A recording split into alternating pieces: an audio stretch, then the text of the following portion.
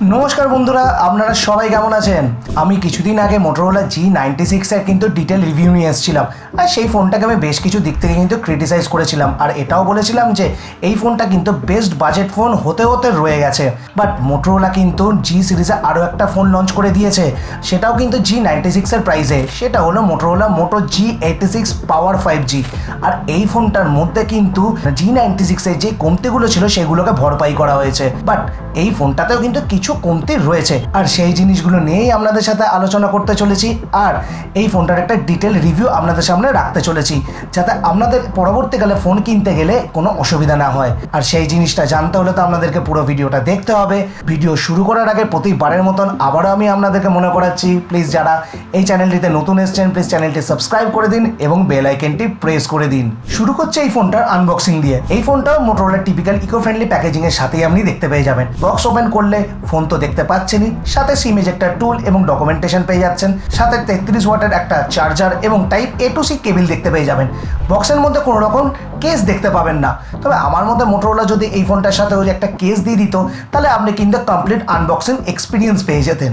ডিজাইনের কথা বললে শুরুতেই আমি বলে দিচ্ছি, এই ফোনটা কিন্তু কমপ্লিটলি ফ্ল্যাট ডিসপ্লের সাথে দেখতে পেয়ে যাবেন। কমপ্লিটলি যদি ডিজাইনকে ফলো করি, এই ফোনটা কিন্তু পেছন দিক থেকে একেবারে এইচ সিরিজের ফোনের মতো কিন্তু দেখতে লাগবে। এর ক্যামেরা মডেলকে দেখলেও কিন্তু সেমই মনে হবে আপনার। 3টে ক্যামেরা লেন্স আপনার দেখতে পাচ্ছেন। হ্যাঁ, ক্যামেরার ব্যাপারে আমি ক্যামেরা সেকশনে যখন কথা বলবো তখন আমি আলোচনা করছি। এই ফোনটা কিন্তু মোটরোলা অন্যান্য ফোনের মতন প্যান্টন কিউরেটেড কালারের সাথে দেখতে পাবেন, এবং এই ফোনটার মধ্যে প্রিমিয়াম ভিগান লেদার ফিনিশ দেখতে পেয়ে যাবেন, এবং এর ফ্রেমটা কিন্তু পলিকার্বনেটের পাচ্ছেন আপনি। যেই প্রাইস পয়েন্টে ফোনটা লঞ্চ হয়েছে সেই প্রাইস পয়েন্ট ওয়াইজ কিন্তু আমার সেই রকম কোনো কমপ্লেন নেই ফ্রেমকে নিয়ে। এই যে কালারটা আপনি দেখছেন এটা হলো প্যান্টন গোল্ডেন সাইপ্রেস। এর সাথে মোটরোলা আরো দুটো কালার নিয়ে এসছে এই ফোনটার। এই ফোনটা কিন্তু হাতে নিলে আপনার একটা প্রিমিয়াম ফিল হবে। আপনার হাতে নেওয়ার পর একটা বারের জন্য মনে হবে না যে এটা 20,000 টাকা নিচের কোনো ফোন। আর এই ফোনটার মধ্যে একটা বড় ব্যাটারি দেওয়া হয়েছে, তারপরেও এই ফোনটার জাস্ট 8.4 mm থিক এবং 195 গ্রাম ওজনের সাথে আপনি দেখতে পাবেন। যেটা ভালো বিষয় হলো এই ফোনটার মধ্যে আপনি হাইব্রিড সিম স্লট দেখতে পেয়ে যাবেন, যেটা আমার G96 এর মিসিং লেগেছিল। এই ফোনটার মধ্যে আপনি IP68 এর সাথে IP69 এর পর্যন্ত রেটিং দেখতে পেয়ে যাবেন, যেটা এই প্রাইস পয়েন্টে তো কোনোভাবেই দেখতে পাওয়া যায় না। এবং শুধু এখানেই শেষ নয়, এই ফোনটার মধ্যে আপনি MIL STD 810H এর মিলিটারি গ্রেড সার্টিফিকেশন পর্যন্ত পেয়ে যাবেন। তার সাথে গরিলা গ্লাস 7i এর ডিসপ্লে প্রোটেকশন পেয়ে যাবেন। না, এক কথা বলা যেতেই পারে যে এই ফোনটা 20,000 টাকা নিচে সব থেকে স্ট্রং বিল্ড কোয়ালিটির সাথে আসছে। ডিসপ্লের কথা বললে শুরুতেই আমি বলেছিলাম যে এই ফোনটার মধ্যে একটা ফ্ল্যাট ডিসপ্লে দেওয়া হয়েছে। এই ফোনটার মধ্যে আপনি 6.67 ইঞ্চের একটা 1.5K রেজলিউশনের POLED ডিসপ্লে দেখতে পেয়ে যাবেন, যেটা রিফ্রেশ রেট 120 Hz এর। আর যদি রিফ্রেশ রেটের কথা বলি তো স্টক অ্যান্ড্রয়েড হওয়ার জন্য এর স্মুথনেস কিন্তু নেক্সট লেভেল আপনি পেয়ে যাবেন। যদি বেজেলস এর কথা বলি, এর বেজেলস কিন্তু বেশ পাতলা লেগেছে আমার। এই ফোনটার colour, contrast, saturation, each and everything আপনার টপ নচ লাগবে। আপনার কোনো অ্যাঙ্গেল থেকে মনে হবে না যে এই ফোনটা একটা 20,000 টাকা নিচের ফোন। যদি ব্রাইটনেসের কথা বলি, এই ফোনটার মধ্যে আপনি 1400 নিটসের হাই ব্রাইটনেস মোডের ব্রাইটনেস এবং 4500 নিটসের আপনি পিক ব্রাইটনেস দেখতে পাবেন, যেটা কিন্তু আমার G96 এর থেকে কিন্তু অনেক বেশি লেগেছে। আউটডোরের এর ব্রাইটনেসের কথা বলি তো আপনার বেশ ব্রাইট ফিল হবে এর ডিসপ্লে। এই ফোনটার মধ্যে 10 বিট কালার এবং HDR10+ এর সাপোর্ট পর্যন্ত দেওয়া হয়েছে। আপনি ইউটিউবে একমাত্র এর HDR এর সাপোর্ট পাবেন, নেটফ্লিক্সে কোনো রকম HDR এর সাপোর্ট পাবেন না। এই ফোনটার মধ্যে আপনি স্মার্ট ওয়াটার টাচের সাপোর্ট পর্যন্ত পেয়ে যাচ্ছেন, সাথে আপনি 720 Hz এর PWM ডিমিং এর সাপোর্ট পর্যন্ত দেখতে পেয়ে যাচ্ছেন। তবে এক কথা বলা যেতেই পারে যে এই ফোনটা এই প্রাইস রেঞ্জে ওয়ান অফ দ্য বেস্ট ডিসপ্লের সাথে আসছে। এই ফোনটার মধ্যে একটা আপনি ডুয়েল চ্যানেল স্টুডিও স্পিকার দেখতে পেয়ে যাচ্ছেন ডলবি অ্যাটমস এর সাথে। আমি এর স্পিকার কোয়ালিটি Vivo T4X এর সাথে কম্পেয়ার করে আপনাদের সামনে রাখলাম।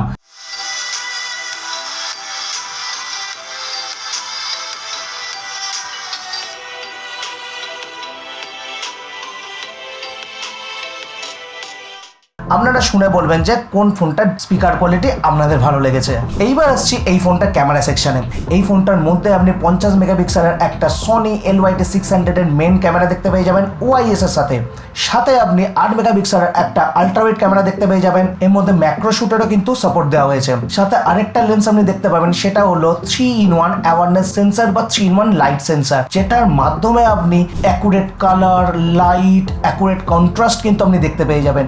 সাথে আপনি আপনি 32 মেগাপিক্সেল একটা সেলফি ক্যামেরা দেখতে পেয়ে যাবেন। এবার আসছে ক্যামেরা রেজাল্টে। আপনি জাস্ট ক্যামেরা রেজাল্ট দেখুন এর মেন ক্যামেরার, এর ক্যামেরার colour, contrast, dynamic range, each and everything আপনি খুব ভালো দেখতে পাবেন। এবং শার্পনেসও কিন্তু বেশ ভালো। এই ফোনটার কালার দেখুন খুব একটা কিন্তু বুস্টেড লাগবে না, হালকা বুস্টেড করা হয়েছে, জাস্ট আই প্লিজিং লাগবে আপনার। ইভেন এর লো লাইটের পারফরমেন্স দেখুন, আপনার খুবই ভালো লাগবে, আমার তো খুবই ভালো লেগেছে। ইভেন এর আলট্রাওয়াইড ক্যামেরাও কিন্তু রেজাল্ট খুব ভালো, ডাইনামিক রেঞ্জ, কালার, কন্ট্রাস্ট খুবই ভালো আসে। হ্যাঁ, 8 মেগাপিক্সেল হওয়ার জন্য কিন্তু এর কর্নার একটু সফট লাগবে। আর যদি আমি এখানে হিউম্যান পোর্ট্রেটের কথা বলি, এখানে আমার একটুখানি কমতি লেগেছে যে আপনি জুম পোর্ট্রেট বা অন্যান্য ফোকাল লেন্থে পোর্ট্রেট নিতে পারবেন না, জাস্ট একটা ফোকাল লেন্থেই পোর্ট্রেট নিতে পারবেন, যেটা এখানে আমার মিসিং লেগেছে। আমার মনে হয় যে মোটরোলা এটা দেওয়া উচিত ছিল। যদি আমি পোর্ট্রেট রেজাল্টের কথা বলি, স্কিন টোন কিন্তু আপনি দারুণ দেখতে পাবেন। মোটরোলা G96 এর মধ্যে ওভার স্যাচুরেটেড বা হলুদ বা লাল করে দিচ্ছে না, একদম accurate close two natural skin tone আপনি দেখতে পাবেন। এর নাইটে যদি আমি এর পোর্ট্রেট রেজাল্ট দেখি, সেখানেও কিন্তু আপনি কিন্তু বলবেন এক্সিলেন্ট ফটো আসছে। এর সেলফির ক্যামেরা যদি কথা বলি, আপনি নর্মাল সেলফি তো নিতে পারবেন, সাথে আপনি ওয়াইড সেলফিও নিতে পারবেন। আর এই সেলফির রেজাল্টও কিন্তু খুব ভালো আসে, dynamic range, skin tone, colour, contrast, each and everything আপনি ভালো দেখতে পেয়ে যাবেন। যদি আমি এর ভিডিওসের কথা বলি, তো আপনি মেন সেন্সার দিয়ে 4K 30 fps, আল্ট্রাওয়াইড ক্যামেরা দিয়ে 4K 30 fps, even front camera দিয়ে 4K 30 fps শুট করতে পারবেন। এই প্রাইস সেগমেন্টে এটা একমাত্র ফোন যেটা 3টে সেন্সার দিয়ে আপনি 4K শুট করতে পারবেন। আর যদি ভিডিও রেজাল্টের কথা বলেন, আমার স্টেবিলাইজেশনে কিন্তু একটু উইকনেস লেগেছে, বাট বাদ বাকি দিক থেকে কিন্তু ভিডিও আমি ডিসেন্ট কোয়ালিটি আমি বলবো। বাট এর যদি সেলফি ভিডিওসের কথা বলি, আমার সেলফি ভিডিওস নো ডাউট ভালো লেগেছে। আমি এক্সপেক্ট করি না সেলফি ভিডিওস এতটা ভালো আসবে, স্টেবিলাইজেশন এতটা ভালো হবে। আর যদি ওভারঅল আমি এর ক্যামেরা রেজাল্টের কথা বলি, তো আমি এক কথা বলতেই পারি যে 20,000 টাকার নিচে বেস্ট ক্যামেরা ফোন ক্যাটাগরিতে কিন্তু এই ফোনটাকে রাখা যেতে পারে। পারফরমেন্সের কথা বললে এই ফোনটা কিন্তু G96 থেকে কিন্তু বেটার প্রসেসর নিয়ে আসছে। এই ফোনটার মধ্যে মিডিয়াটেকের ডাইমেনসিটি 7400 প্রসেসর দেওয়া হয়েছে, যেটা 4 ন্যানোমিটারে বেস। 7400 প্রসেসরটা কিন্তু 7300 থেকে কিন্তু স্লাইডলি আপগ্রেডেড। এবার এই প্রসেসরটা 7300 থেকে কোন কোন দিক থেকে আপগ্রেডেশন নিয়ে আসছে, আপনাদের সামনে একটা চার্ট রাখলাম, আপনারা ভিডিওটি পজ করে দেখে নিতে পারেন। যদি আমি প্রসেসরটারই কথা বলি না, তো এই প্রাইস পয়েন্টে এই প্রসেসরটাকে নিয়ে আমার কোনো রকম সমস্যা নেই, কোনো রকম কমপ্লেন নেই। আর সাথে আপনি LPDDR4X RAM এবং UFS 2.2 স্টোরেজ দেখতে পেয়ে যাবেন, সেইখানেও আমার কোনো কমপ্লেন নেই। বাট যদি UFS 3.1 স্টোরেজ দেওয়া হতো, তাহলে আমার মনে হয় যে একটু বেটার হতো। এই প্রসেসরটা কিন্তু ডে টু ডে লাইফে আপনাকে কোনো রকম সমস্যায় ফেলবে না, কোনো রকম ল্যাগ বা স্টাটার আপনি দেখতে পাবেন না, বেশ স্মুথ চলবে। যদি বেঞ্চমার্কের কথা বলি, তো এই ফোনটার মধ্যে আপনি 6.9 লাখের কাছাকাছি আপনি আন্তত স্কোর দেখতে পেয়ে যাবেন। আর যদি আমি CPU থ্রটাল টেস্টের কথা বলি, অ্যারাউন্ড 81% আপনি রেজাল্ট দেখতে পেয়ে যাবেন। যদি গেমিং এর কথা বলি, তো BGMI আপনি স্মুথ এক্সট্রিম সেটিং এ এবং COD মোবাইল আপনি লো আলট্রা সেটিং এ খেলতে পারবেন। BGMI 60 fps এ দেখে আমার একটু খারাপ লাগলো, কারণ এই প্রসেসরটা কিন্তু BGMI 90 fps খেলানোর কিন্তু ক্যাপাবিলিটি রাখে। এই ফোনটা কিন্তু গেম খেলার দরুন কিন্তু খুব একটা বেশি গরম হয় না, কন্টিনিউ গেম খেললে 40 থেকে 42 ডিগ্রি টেম্পারেচারের কাছাকাছি কিন্তু ঘোরাফেরা করে।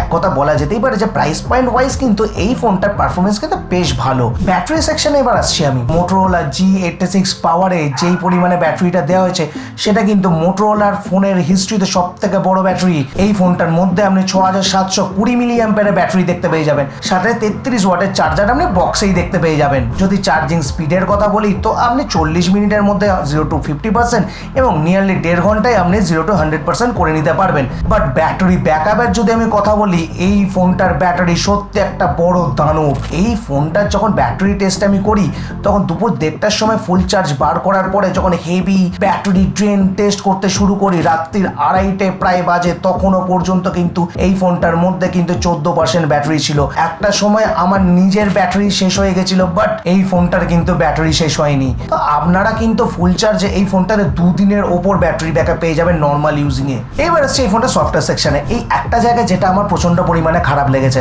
মোটরোলার এই ফোনটার মধ্যে আপনি হ্যালো UI এবং Android 15 দেখতে পেয়ে যাবেন, সাথে আপনি 1 বছরের মাত্র মেজর ওএস আপডেট এবং 3 বছরের সিকিউরিটি ওএস আপডেট দেখতে পেয়ে যাবেন। যেই প্রাইস পয়েন্টে ফোনটা লঞ্চ হয়েছে, আমার মতে তো 2 বছরের মিনিমাম মেজর ওএস আপডেট হওয়া উচিত ছিল। বাট আমার আরও একটা জিনিসে কিন্তু কমতি লেগেছে, আমি কেন জানি না, আমার মনে হচ্ছে মোটরোলা এই দিক থেকে কিন্তু আস্তে আস্তে পিছিয়ে পড়ছে।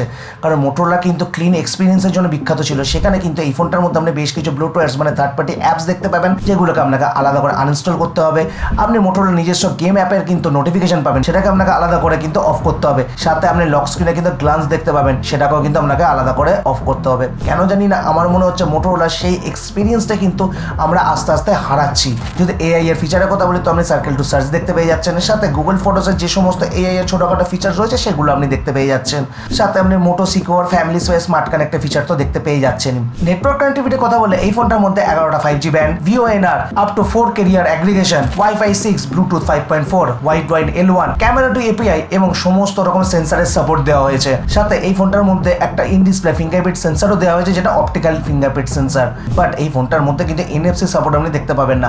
এইবার আসছে এই ফোনটার প্রাইসিং এ। স্যাডলি এই ফোনটা একটা ভেরিয়েন্টেই মোটরোলা লঞ্চ করেছে, 128GB ভেরিয়েন্টে, যেটা দাম করেছে 17,999। কিন্তু মোটরোলার উচিত ছিল এই ফোনটার অন্তত 256GB ভেরিয়েন্ট একটা বার করা। আর এই ফোনটাকে দেখার পর তো আমি একটা জিনিসই বলবো, মোটরোলা G96 কেন বার করেছে, কারণ সমস্ত দিক থেকে কিন্তু এই ফোনটা G96 এর থেকে কিন্তু বেটার রেজাল্ট নিয়ে আসছে, সেটা পারফরমেন্সের দিক থেকে হোক, ব্যাটারির দিক থেকে হোক, ক্যামেরার দিক থেকে হোক, সমস্ত দিক থেকে। হ্যাঁ, এই প্রাইস পয়েন্ট ওয়াইজ এর সফটওয়্যার সেকশন একটু উইক লেগেছে। 1 বছরে মেজর ওয়েস আপডেটের জায়গায় 2 বছরে মেজর ওয়েস আপডেট হওয়া উচিত ছিল। বাট বাদ বাকি দিক থেকে যদি দেখা যায় 20,000 টাকার প্রাইস রাউন্ডে কিন্তু এই ফোনটা বেস্ট ফোন আমি বলবো, অলরাউন্ডার ফোন, একেবারে মনস্টার ফোন বলা যেতে পারে এই ফোনটাকে। তো ডেফিনেটলি আপনাদের বাজেট যদি 20,000 টাকার অ্যারাউন্ড হয় তো ডেফিনেটলি আমি বলবো যে এই ফোনটা আপনারা পারচেস করতে পারেন। তো আশা করছি আজকের এই ডিটেল রিভিউটা আপনাদের ভালো লেগেছে।